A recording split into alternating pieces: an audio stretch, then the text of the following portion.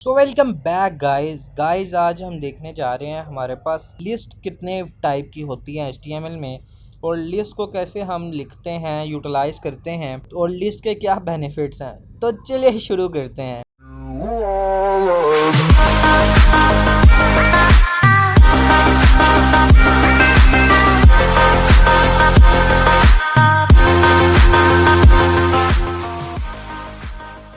Welcome back guys हम code की screen और ब्राउज़र स्क्रीन दोनों में अवेलेबल हैं। अब देखते हैं कहाँ पे हम यूज़ करते हैं। तो यहाँ पे हमारे पास लिस्ट क्या है। लिस्ट बेसिकली हमारे पास तीन टाइप्स की हमारे पास लिस्ट होती है HTML में। और लिस्ट कहाँ पे यूज़ होती है ये जो क्वेश्चन है ना, ये क्वेश्चन बहुत दफ़ा पूछा जाता है कि लिस्ट कहाँ पे यूज़ होती है।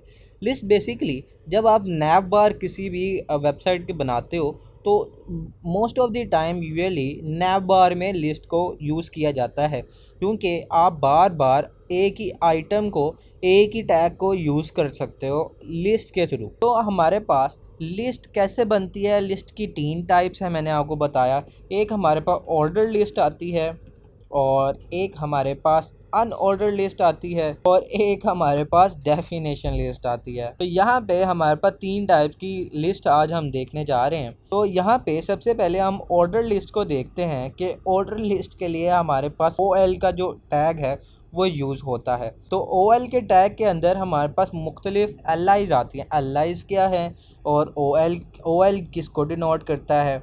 OL बेसिकली आपके पास डिनोट करता है ऑर्डर्ड फॉर्मेट की लिस्ट को, ये इंटेंशनली ऑर्डर्ड फॉर्मेट लिस्ट को वो शो करता है। इसके अंदर हमारे पास LI क्या है, LI जो है वो लिस्ट आइटम को शो करता है। कोई भी लिस्ट आप बनाओ तो लिस्ट में लेट्स सपोज घर का राशन बन लेके आ रहे हो, ग्रोकरी लेने गए हो, तो ग्रोकरी लेने गए हो तो आपके पास मुख्तलिफ बुलेट पॉइंट्स बने होते हैं कि आपने पहली ये चीज़ लेनी है, दूसरी ये, तीसरी ये, चौथी ये बिल्कुल वैसी ही लिस्ट है जैसे आप अपने घर में यूज़ करते हो। तो इसमें कोई कॉम्प्लेक्स बात नहीं है। LI का एक टैग यूज़ होता है। LI का मतलब होता है लिस्ट का हमारे पास आइटम। ठीक है, लिस्ट आइटम के लिए हमारे पास LI यूज़ होता है और इसके साथ साथ हम आइटम 1 लिखते हैं। तो यहाँ पे देखो ऑर्डर्ड फॉर्मेट में वन लिख के आया और उसके बाद हमारे पास आइटम 1 लिखा हुआ आया।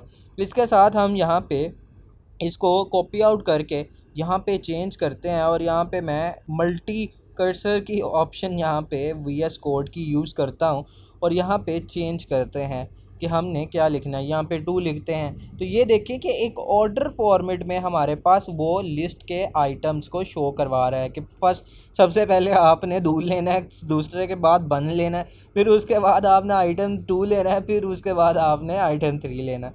तो इसलिए हमारे पास ऑर्डर लिस्ट को एक फॉर्मेट में यूज़ किया जाता है। अब इसके साथ साथ हमारे पास UL किस लिए होता है। अनऑर्डर लिस्ट जब भी आपने बनानी होती है, जो बेसिकली आप कहते हो कि बुलेट पॉइंट बनाने हैं मैंने, तो बुलेट पॉइंट को बनाने के लिए आप UL के टैग को यूज़ करते हो, अनऑर्डर लिस्ट के टैग को यूज़ करते हो।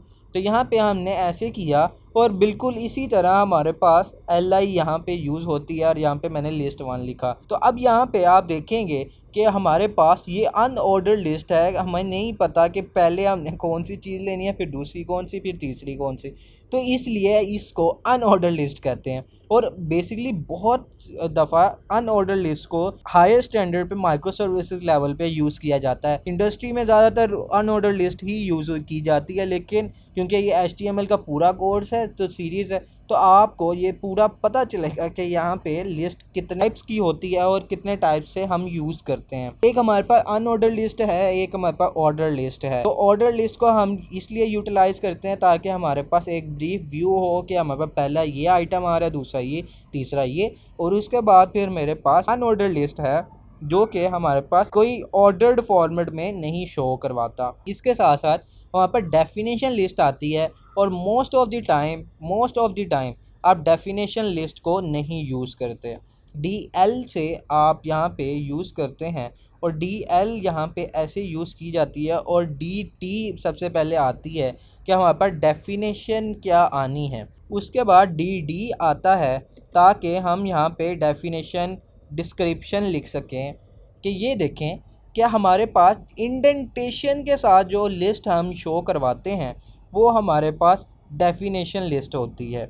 यहाँ पे ये देखा जाए कि हमारे पास डी हमने यहाँ पे यूज़ किया तो हमारे पास फिर से वो नीचे आएगा और इसके साथ इंडेंट कर दिया सिर्फ उसने, हमारे पास कुछ ये पता नहीं चल रहा कि इंडेंटेशन से हमारे पास ये लिस्ट है। हमारे पास मोस्ट ऑफ द टाइम हम जब यहाँ पे डेफिनेशन लिस्ट को यूज़ करते हैं तो हम बेसिकली किसी भी पैराग्राफ को बनाना हो तो पैराग्राफ की हेडिंग देने के लिए हम डेफिनेशन लिस्ट को यूज़ कर लेते होते हैं। और मल्टीपल अगर हमारे पास एक ब्लॉग में या फिर एक वेबसाइट में मल्टीपल टैग या मल्टीपल पैराग्राफ टैग अवेलेबल हों तो हम यहाँ पे डी लिख के उसके बाद हम डी बेसिकली डी जो है वो हमारे पास रिप्रेजेंट करता है कि इस पैराग्राफ की हेडिंग क्या होनी है। तो ये हमारे पास ये डी का जो टैग है वो हमारे पास पैराग्राफ की हेडिंग को या फिर लिस्ट के आइटम की हेडिंग को शो करता है। ये जो ऑर्डर लिस्ट और अनऑर्डर लिस्ट मैंने बनाई है उसमें बिल्कुल कोई भी आपके पास डेफिनेशन नहीं है कि आइटम 1 किस मार्केट से या फिर किस ने लेना है। लेट्स सपोज आप लेने गए हो बन लेने गए हो किसी बेकरी से, तो मैं अगर इस बन के ऊपर लिख दूं बेकरी तो आपको पता चल जाएगा कि ये बेकरी से मैंने ये सामान लेके आना है। तो इसी तरह डेफिनेशन लिस्ट आपको पूरा डिफ़ाइन कर देती है कि ये जो पैराग्राफ या फिर ये जो मैं आइटम लिखना जा रहा हूँ तो ये किस कंसर्न से पास बिलोंग करती है। तो यहाँ पे डी में मैं लॉरम लिखता हूँ, यहाँ पे आपके पास वो पैराग्राफ शो हो जाएगा। रैंडम पैराग्राफ है जो इसमें कोई पढ़ने की ज़रूरत नहीं है। तो हमने आज देखा कि हमने अनऑर्डर लिस्ट, ऑर्डर लिस्ट और डेफिनेशन लिस्ट को कैसे यूटिलाइज़ करते हैं। तो ये बिल्कुल हमारे पास बेसिक था और इसको एज सच इसमें कोई हमारे पास डीप ज्वाइन करने की ज़रूरत नहीं है। अनऑर्डर लिस्ट, ऑर्डर लिस्ट और डेफिनेशन लिस्ट बहुत यूज़ होने वाले टैग्स हैं, तो इसको मस्ट चेकआउट कीजिएगा। नेक्स्ट वीडियो में ज़रूर मिलते हैं, लाइक और सब्सक्राइब ज़रूर कीजिएगा।